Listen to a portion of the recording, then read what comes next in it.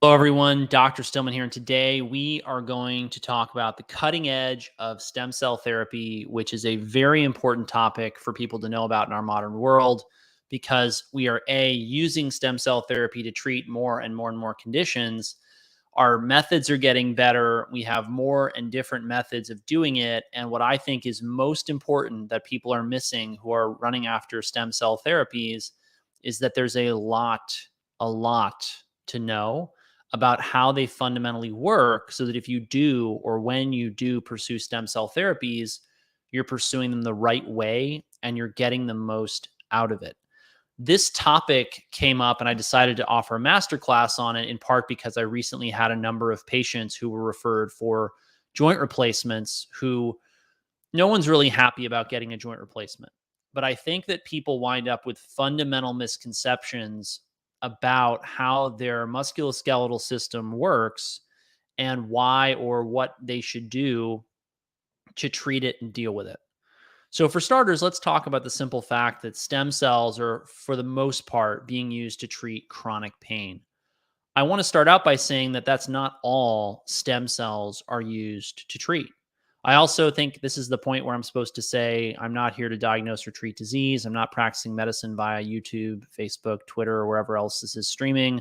You should talk to your doctor before making changes to your diet or lifestyle or pursuing any course of therapy. This is for educational and informational purposes only. I know you guys all understand that, but I just state it for the record. So, pain is the number one reason that people pursue stem cell therapy, but that's not the only reason, nor is it the only benefit of using stem cell injections. The number one misconception that I think people have about pain, stem cells, arthritis, and orthopedic issues is that once they have occurred, you are doomed to struggle with them until you do something extreme like PRP or stem cells or joint replacements or whatever. The simple reality of how your joints work is that they're not that dissimilar from the wheels on your car and the alignment and the chassis on your car. If you went into the shop and the mechanic said, hey, there's a really unusual tread or wear pattern on your tires, you wouldn't say, oh, that's weird. I need new tires. And yet a lot of people will show up in the orthopedic surgeon's office with an unusual wear pattern on one side of the body or on a certain joint, or they'll just have pain, even if they don't have any wear on an MRI or a X-ray. And the answer is, oh, we need to do a procedure right away. Well, the reality is that a lot of you do not have optimized biomechanics. You are out there wrecking your joints, your joint capsules, your tendons. You're working harder and you're often getting worse results because you don't know how to be efficient in your workouts and your exercise, or maybe you're picking the wrong exercise for you. This is why Jim Laird and I offer so many group coaching opportunities for people, including specifically the fundamentals of wellness, which we're currently enrolling people in. This program is where you can get, you'll get group coaching sessions with Jim and I, and you can ask us one-on-one questions about, hey, this is what I've got going on with my shoulder, my knee, my ankle, my hip, and we'll talk you through what we see people struggling with, what we see working. This is what I do in one-on-one consults with people. You don't have to, go all in on a one-on-one consult with me, which has gotten very expensive. You can get a group coaching session and we can talk to you and help coach you through things. We also, Jim does exercise like no one else I've ever seen. He's very particular about how you're going to be positioned and how you're going to do different exercises and what exercises are right for you. And that's why Jim, in my experience, gets better results for people than anyone I've ever worked with, anyone I've ever seen.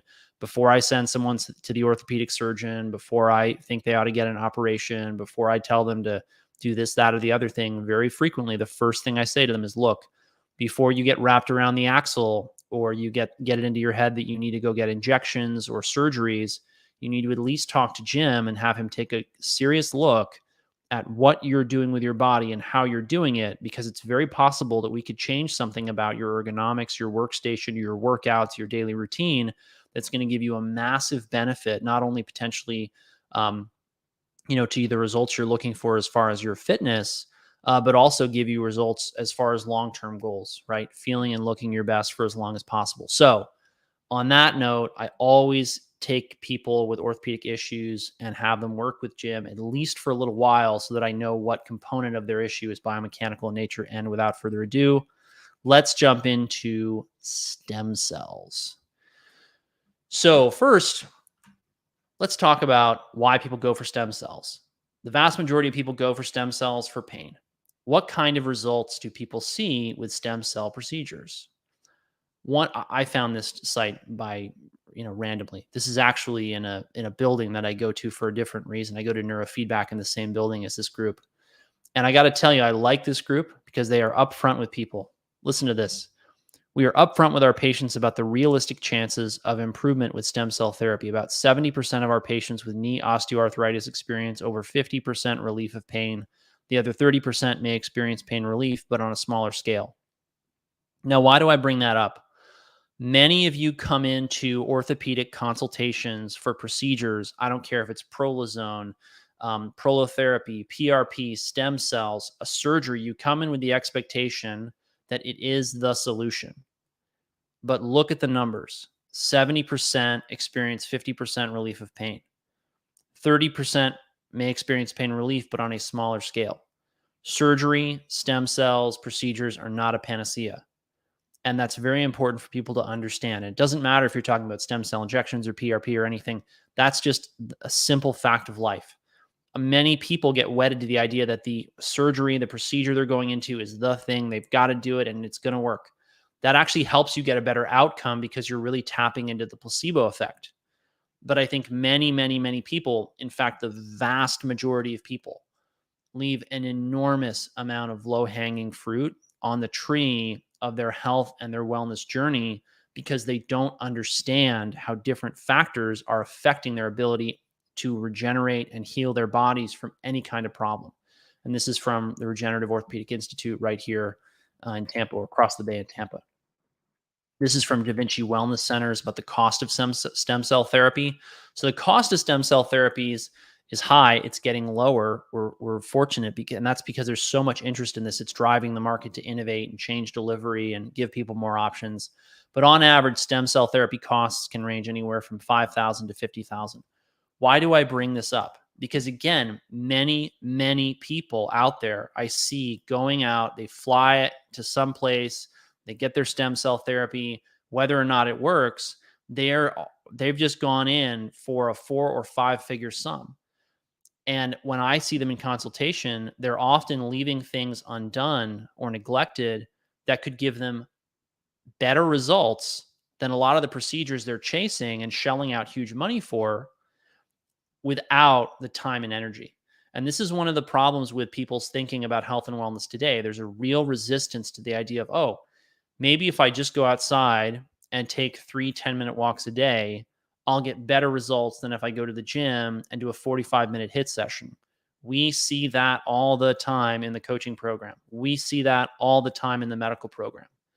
I had somebody recently tell me that they used a therapy that I recommended to them that we will talk about later for their recovery post stem cell treatment, and he saw just as good results with that as he did with the operation or the procedure, right? Which really should make you think: are we running after the wrong thing before we get the basics and the fundamentals dialed in? That's why Jim and I have a program called the Fundamentals of Wellness. We were tired of watching people spend huge amounts of money on different things without having the fundamentals in place, so that if they do go do stem cell therapy, they get the best results from it. Because again, I'm not here to tell you what to do. Many people I've seen, I recommend that they go and pursue these treatments, but I want them to do it in a way where they're going to get the most out of it, which means optimizing their physiology, their diet, and their daily routine before the procedure. Okay.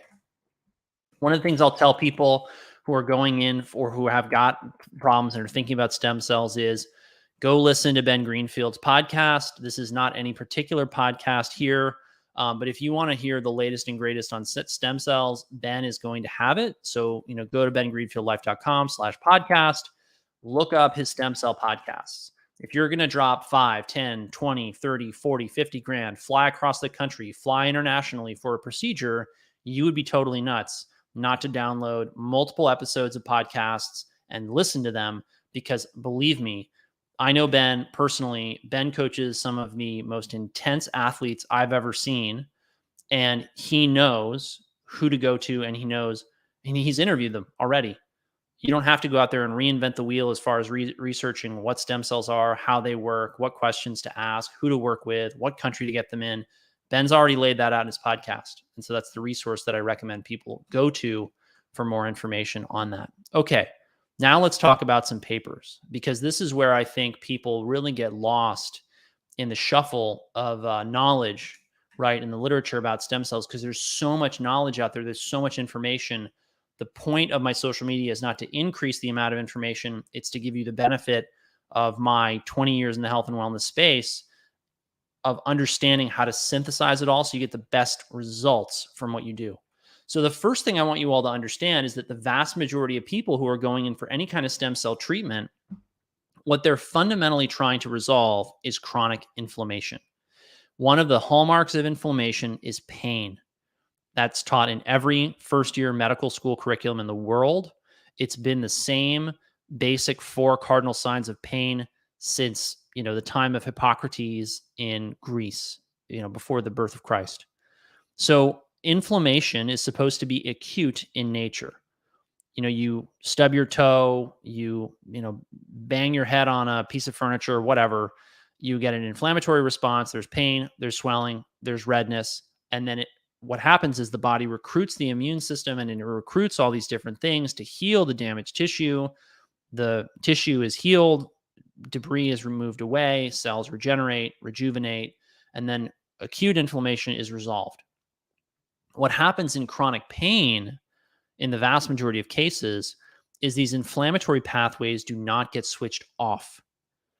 And the way I explain this to people is like if you had a house fire, and that house fire needed the fire department, but all you had was a tiny rink-dink, what do you call it? Fire extinguisher, right? You would use the fire extinguisher, but then you might have a smoldering fire that continued to go for hours or days or weeks or months or whatever it is. So what do you need? You need a bigger fire extinguisher.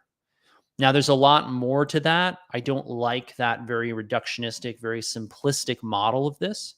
But many people are looking at pain and they're thinking, oh, well, I need a bigger hammer. Well, you don't need a bigger hammer to get rid of the inflammation. What you need is a more balanced, better nourished system to overcome the problem and finally resolve the chronic inflammation. That's why they titled this paper what they titled it. And I'm not going to go through the details of this because this is a very academic paper. It's heavy on pathways and jargon, but I just want to, really spell this out for people. You need to have an inflammatory response. That's why they say in this paper, there are key endogenous checkpoints necessary for mounting an effective yet limited inflammatory response, and there are crucial biochemical pathways necessary to prevent its persistence. So what happens to a lot of people who have chronic pain and are going in for stem cell treatments is these checkpoints and biochemical pathways are not getting switched off. If you go further back in the literature and you look as to why, there's a really long list of things that cause chronic inflammation to occur that I can't cover here. But the idea and the concept is what's most important to wrap your mind around if you're going to then try and go out and use stem cells in order to overcome some kind of chronic inflammatory process, i.e., a process where there's chronic pain or chronic inflammation. So here's a great review on stem cell therapy for osteoarthritis. And what I want you guys to know about is that most people who are going in for stem cell therapy have been told they have some form of arthritis, whether this is osteoarthritis or rheumatoid arthritis or some kind of other degenerative joint disease and inflammatory process. Arthritis, and this is the paper, and they say this, and I want to explain why this statement is so important. So in this paper, they say arthritis is an umbrella term used to refer to diseases that cause pain and inflammation of the joints, and it is characterized by painful inflammation and stiffness of the joints. Why is this important? Doctors create these big diagnostic categories like osteoarthritis or rheumatoid arthritis, but no two patients are the same. And so what this means is that we're losing a lot of understanding because we don't necessarily have the means to differentiate these conditions in individuals of what's driving the process.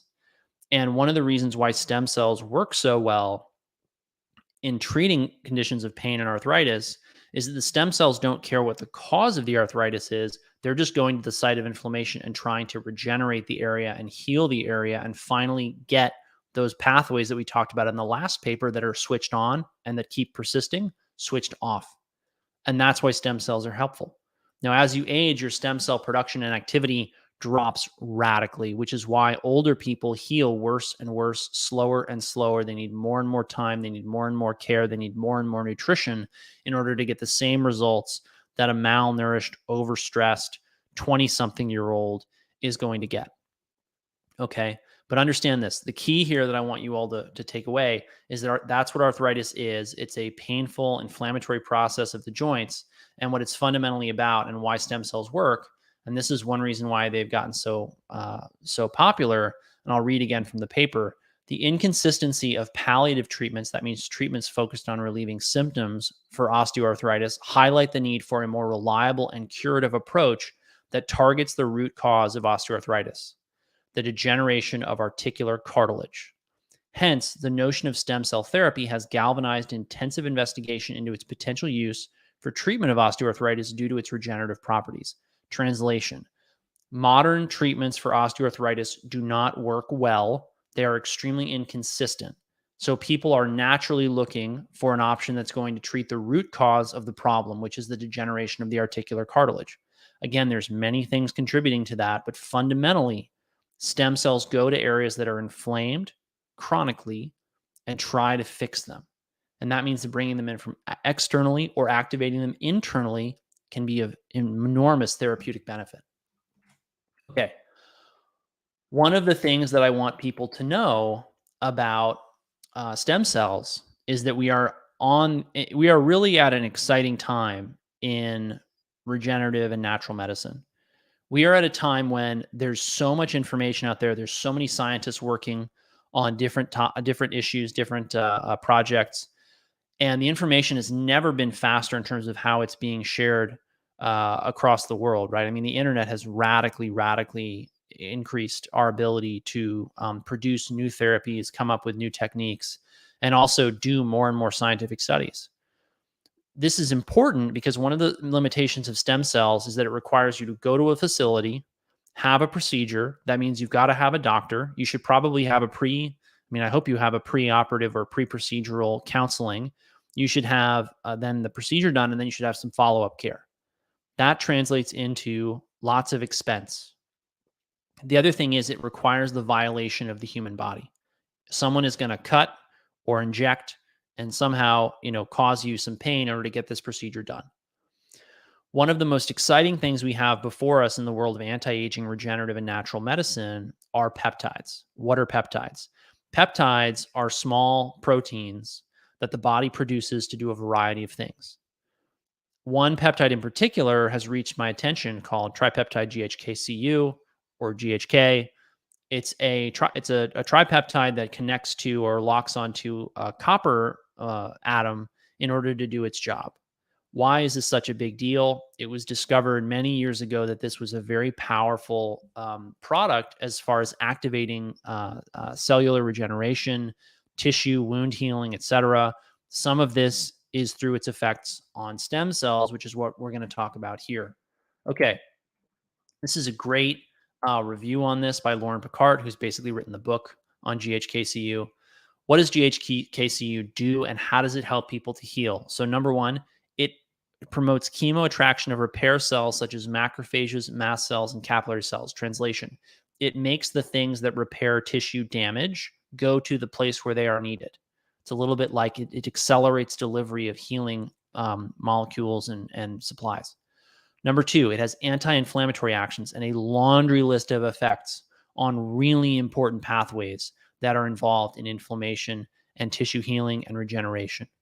Number three, it increases protein synthesis of collagen, elastin, metalloproteinases, antiproteases, vascular endothelial growth factor, fibroblast growth factor, number two, nerve growth factor, neutropens, 3 and 4, erythropoietin, and number four, it increases the proliferation of fibroblasts and keratinocytes, nerve outgrowth, angiogenesis, and hair follicle size. Translation: GHKCU has a myriad of impacts, positive impacts on your body's ability to regenerate. This is not a matter, as far as I know, of debate. It's been replicated by many, many people, many different places in the literature, many different models from human to animal. This paper goes over a lot of those papers in more detail. We're going to highlight a couple of things here that I want you guys to know about in order to think about how it works on stem cells.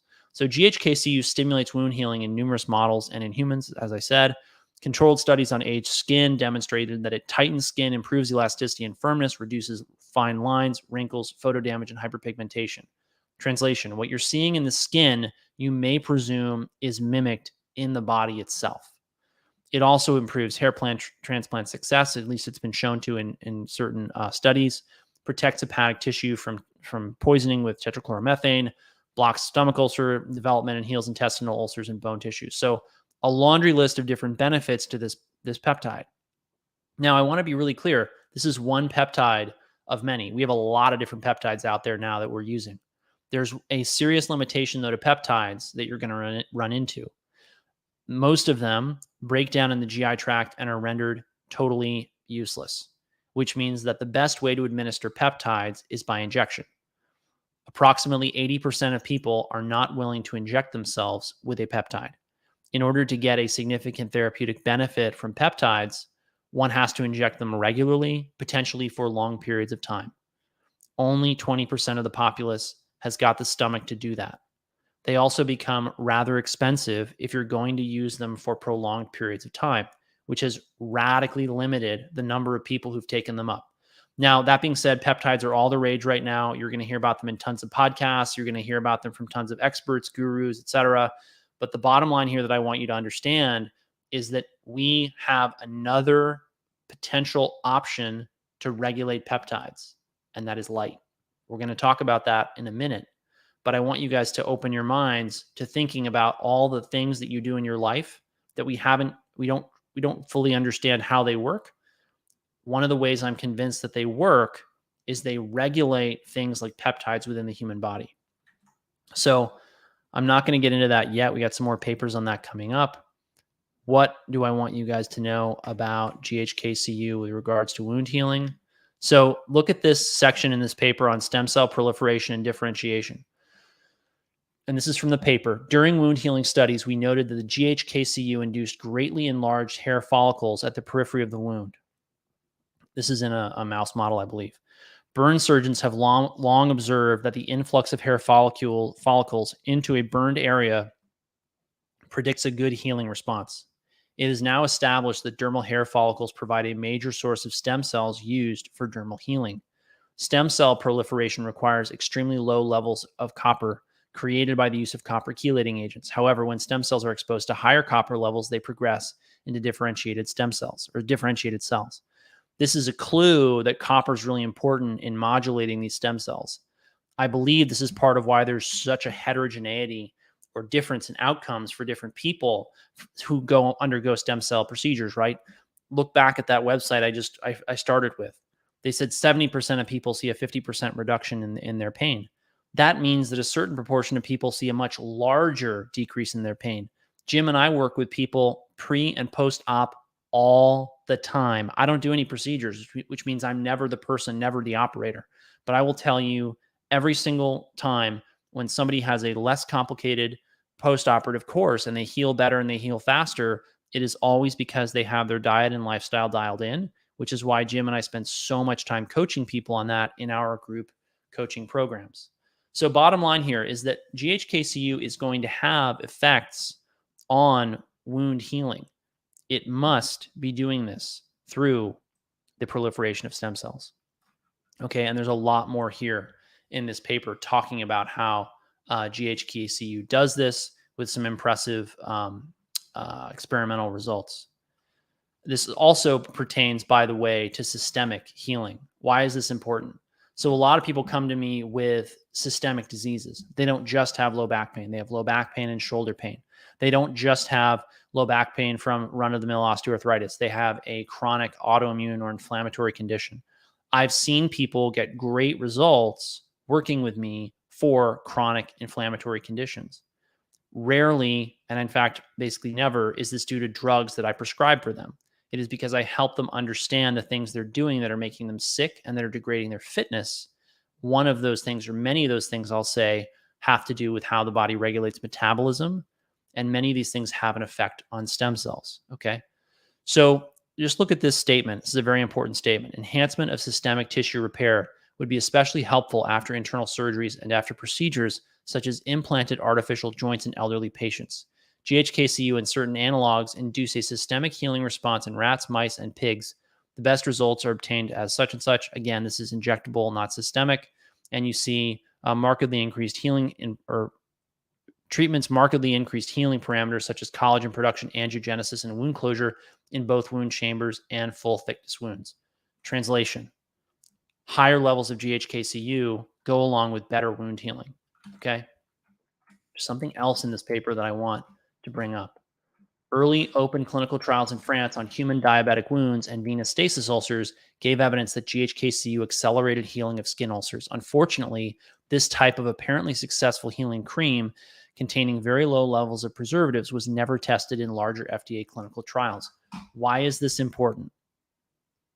The translation behind this statement, and what a lot of people out there in the drug, device, and product development space will tell you, is the biggest enemy of progress in the United States and globally are regulatory agencies that make it very difficult to bring anything to market that's not patentable. GHKCU is a naturally occurring peptide in the body. That's part of why, if you go look, you're not going to find anyone writing about real significant adverse effects from GHKCU administration, whether it's injected or put on topically. Why is this? Because it's made by the human body, and so the human body can easily metabolize it. What's happened in this country, unfortunately, is that the FDA has been very much captured by vested interests who want the public to be totally dependent upon drugs and surgeries. This is a big part of why, if you move into the anti-aging regenerative medicine space, you're going to hear lots of people talking about stem cells and PRP and different types of therapies that help people to get the most out of their native hardware. But when you look at what the big name brand mainstream healthcare systems are doing, what are they doing? They're doubling down on very expensive procedures and completely and totally ignoring the potential of these therapies, because they're built around insurance reimbursement that is also linked to how the government and the FDA view therapeutics. And if you step into the world of natural and integrative medicine, you're going to find a lot of people who are not billing insurance anymore because what they do works. Their patients value it. They see the results. They send their friends in. They send their family in. They stick with these doctors for years and decades, and we end up treating their whole patient, their whole family, all their friends. Why? Because we're focused on what works, not on what the FDA has approved. But again, the reason these bigger trials don't get done with things that can't be patented is because no one's ever going to make a huge amount of money on them, because the patents will not protect them. Anyone can go out and synthesize GHKCU in a lab. Any company can go to a third world country and start to synthesize it en masse, and they can probably find a way to import it into the United States, which means that the cost of things like peptides is radically lower than the procedures that they are competing with and could potentially in the future replace, or potentially right now are replacing an actual clinical practice, right? Remember, the whole world of, frankly, regenerative orthopedics, if you want to call it that, is basically oriented around how do we do this without providing people with surgery. And there's tons of these clinics all over the place, and it's not because people are crazy. It's because these therapies actually work. So anyway, I want to go back. I'm going to do another video on the effects of GHKCU on skin. But so many people come to me and I start talking about GHKCU and other things because of orthopedic issues, joint pain, arthritis. But one of the benefits of activating this peptide and increasing its levels is going to be its effects on your skin, which is the largest connective tissue organ, single organ in the body, right? And one that you very much care about its appearance, especially as you age, right? Because as your joints and bones and muscles and tendons and ligaments are getting worse and worse and more painful, your skin is also aging. So everyone who's curious about stem cell therapy, the vast majority of them are also interested in looking good as well as feeling good for as long as possible. Okay, that's enough for this paper. Oh, I guess I'll go ahead and just mention this. The other thing about stem cells, right, is that we're looking more and more for stem cells to help us with chronic inflammatory diseases. One of the great things about GHKCU as a product or as a peptide is that it has potent anti-inflammatory actions. And this suggests that it may be really helpful for treating a laundry list of illnesses, particularly those associated with chronic inflammation, right? This paper talks about how it affects TNF alpha levels.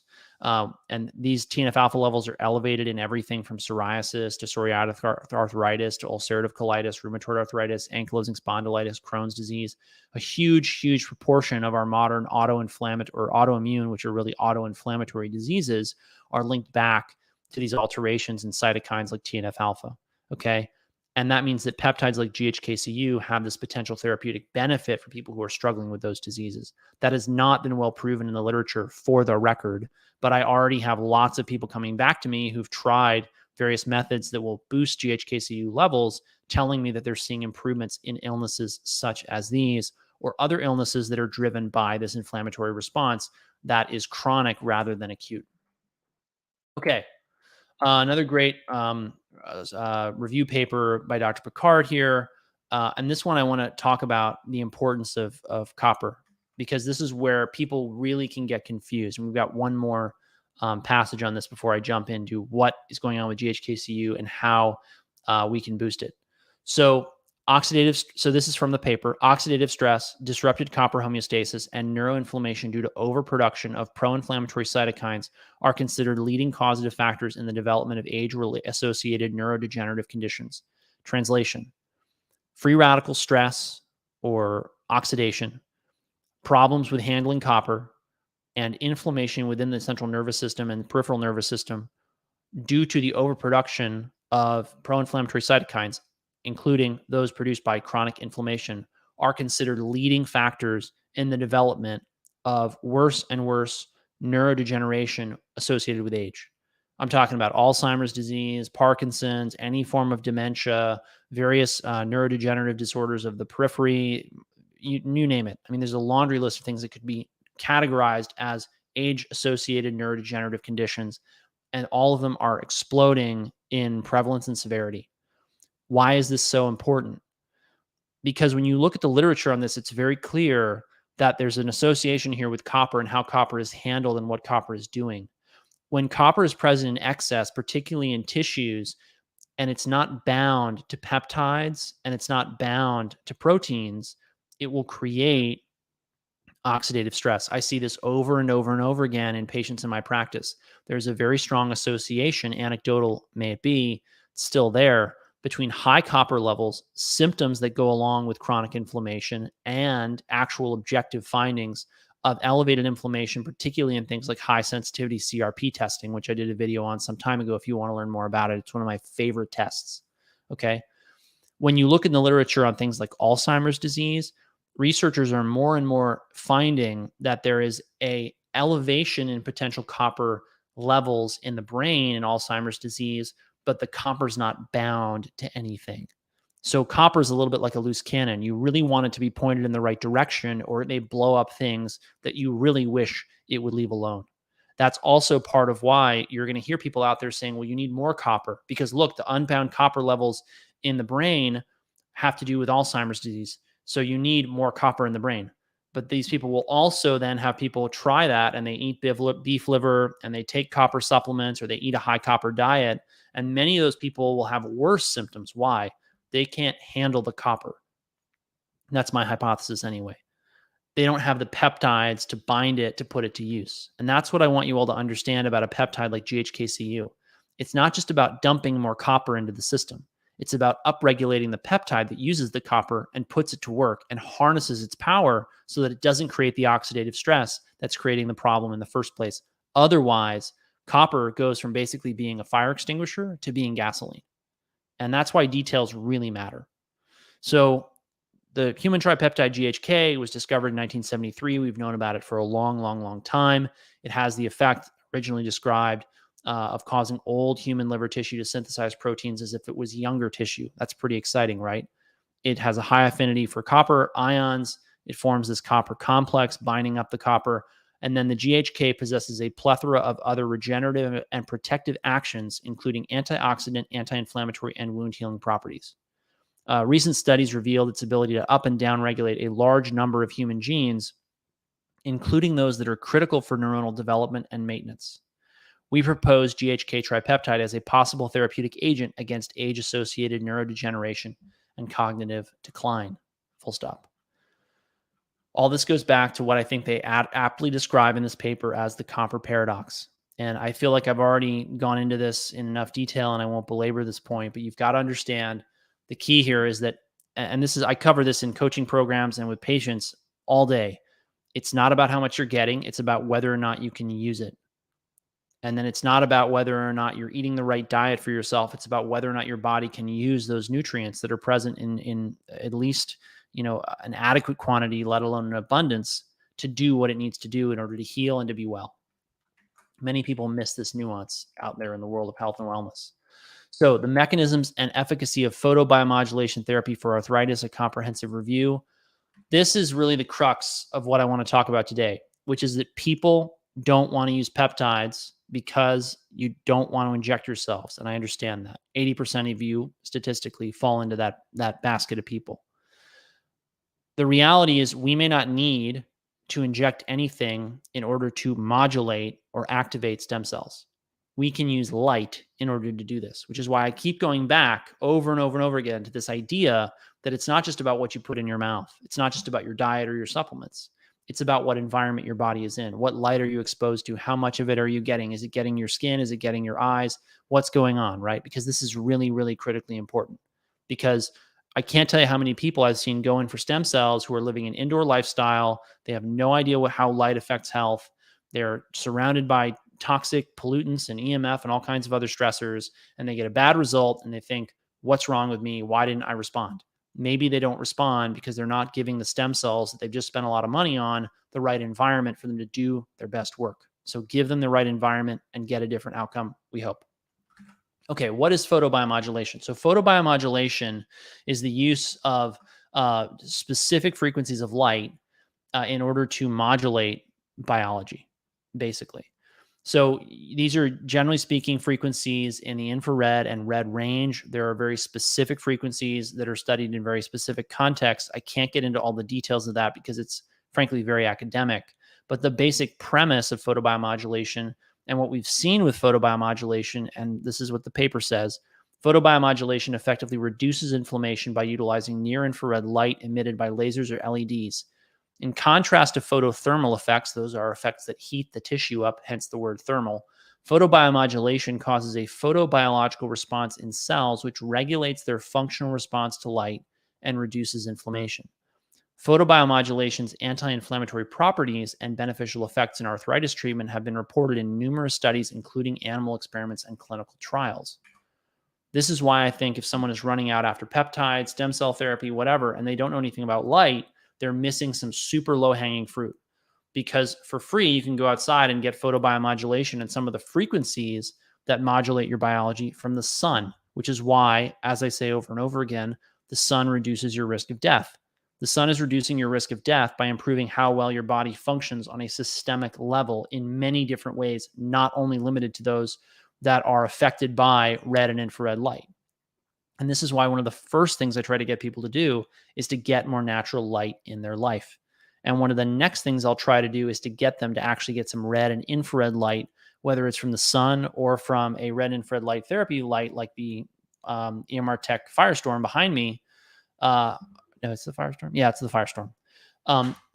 Regardless, I want them to get those therapies or those frequencies of light into their life because I see the power when they get them back in. Lots of different problems just tend to go away when you're living under the right light. Okay. What does this have to do with stem cells? I'm glad you asked. So this is a paper called The Effect of Photobiomodulation on Mesenchymal Stem Cells. And here's from the paper, the effects of coherent and non-coherent light sources such as low-level lasers and light-emitting diodes on cells and tissues known as photobiomodulation form the basis of photomedicine. This treatment technique affects cell function, proliferation, and migration, and plays an important role in tissue regeneration. Stem cells have been found to be helpful elements in tissue regeneration, and the combination of stem cell therapy and laser therapy appears to positively affect treatment results. Conclusions: photobiomodulation has positive effects on mesenchymal stem cells.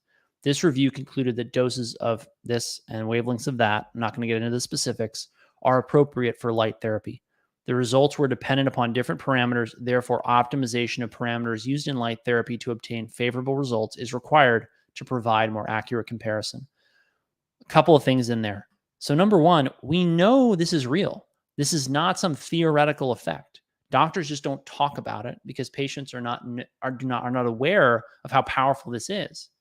So one of the biggest mistakes, I'll say it again, that I see people making is they go in for a very expensive procedure that they've spent a lot of time in order to just be able to go to, let alone recover from, and a lot of money in order to be able to actually have.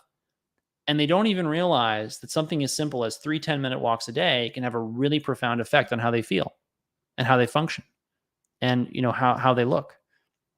And that's why I think it's such a mistake to not do at least a little bit of research on stem cells before you drop five figures or more on stem cell therapy. And why I think that honestly, if you're working with a good doctor, they should help you integrate some of these therapies into your treatment plan. Many of these better clinics are not only going to give you stem cell therapy, but they're going to say, hey, we have a red light therapy bed that has the right frequencies to activate your stem cells and get the most out of them. Come in for 3 or 4 treatments as part of your treatment or procedural package. That I think is a logical way to do it. And it's how I counsel my patients to go about it when they go for these procedures. Okay. The good news is you do not need to go to a fancy wellness spa. You don't need to go buy peptides to inject. You don't need to do any of this stuff. One of the best things I've used in my practice in the last year are these things called LifeWave patches. So LifeWave patches, specifically the X39, have this effect on GHKCU production.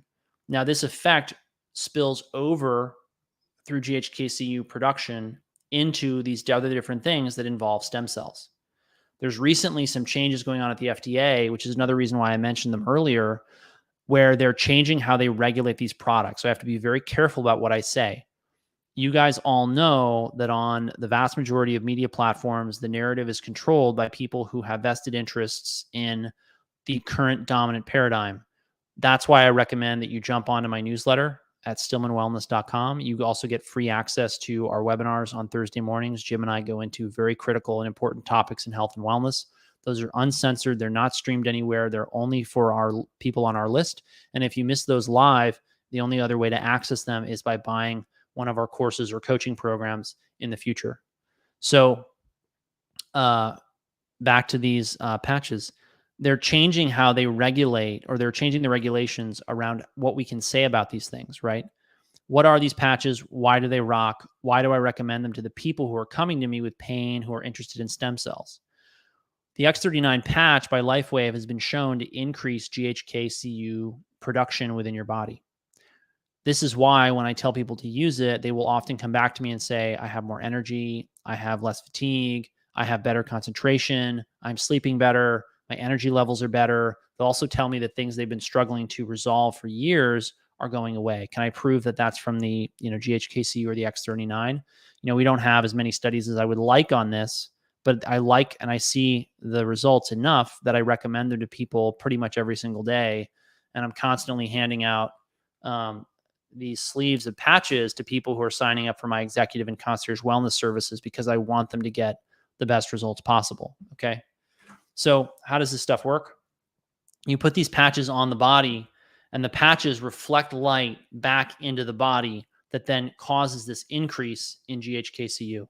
And this is seen very quickly in a matter of days, but the effect takes a while to really kick in, which is why overwhelmingly the trend in my practice is that the people who get the best results with these patches are older. They have more than 1 or 2 problems. Maybe it's their blood pressure, maybe it's their energy levels, maybe it's their sleep, their orthopedic issues, whatever. And they are consistent with them for a long period of time. 90 days is what I usually like to see as far as a real serious trial. Why am I mentioning these to you now? I think you'd be kind of nuts. I mean, honestly, truly, I really think you'd be kind of nuts to go out and drop thousands and thousands of dollars on stem cells before you go ahead and put a few $100s into these patches to see if they're going to get you the results you're looking for. I think you'd be nuts to go out and buy, 5, 10, 15, 20 grand in expensive orthopedic procedures when you've never really worked with a solid, competent health and fitness professional like Jim, who is an expert, I would say, in optimizing people's biomechanics.